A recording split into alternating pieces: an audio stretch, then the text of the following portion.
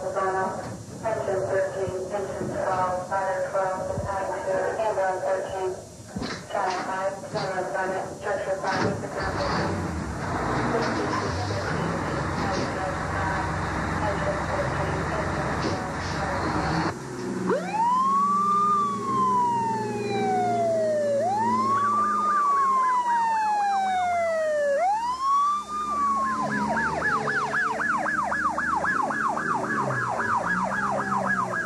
Firefighting is a demanding, hazardous occupation.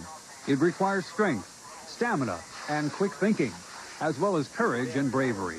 The Phoenix, Arizona Fire Department is nationally renowned for its record of competence. And at Station 13, there's a firefighter who is competent in more areas than one. Sandy Rydell is a former model, a 6-year veteran firefighter, and also a professional bodybuilder. In fact, Sandy first became involved in the sport because of firefighting. Basically, I started training to prepare myself for the physical agility test for the Phoenix Fire Department.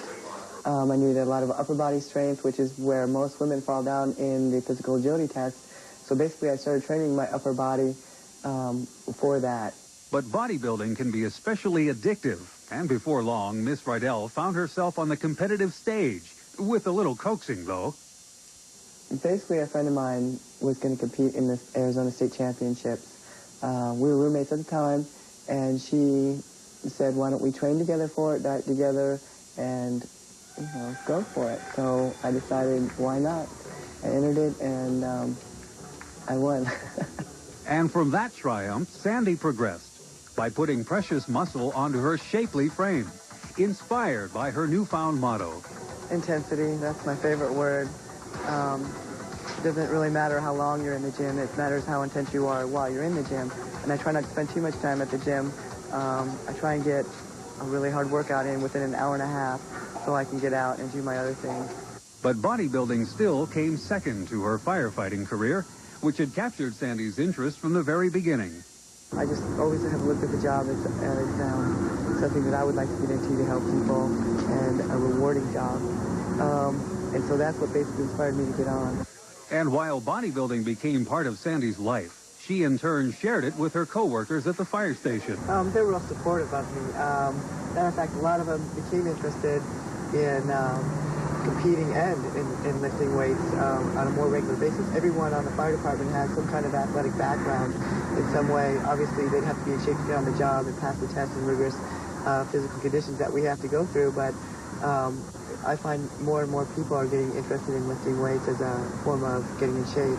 I've always enjoyed working out, and I've always admired Sandy because she was able to make it. I was in a couple of contests myself a long time ago, and I wasn't ever able to make it, so we're real proud of her. And as far as her performance on the job goes, just ask her colleague and training partner, Dave Scott. She's probably the female firefighter on the job as far as aggressiveness, wanting to do what's supposed to be done and whatnot, you know, and not trying to have people cut slack for her and whatnot. That's one thing she won't stand for, people cutting her any slack. She wants to do everything that everyone else is expected to do. There's no question about that. And if there were any questions, Sandy was more than happy to answer them. If they ask me for help, I'm more than happy to be there. I don't want to get in their way and, you know, push them into something. But I want them to want to do it by themselves or on their own. But if they need help, I'll be more than happy to help them out. And we have a really good working relationship that way, and we're all really close. Even the station's captain has benefited from Sandy's overwhelming influence. She's got this whole station, this whole crew on a diet, a health diet that we would probably not be on if it wasn't for her probing.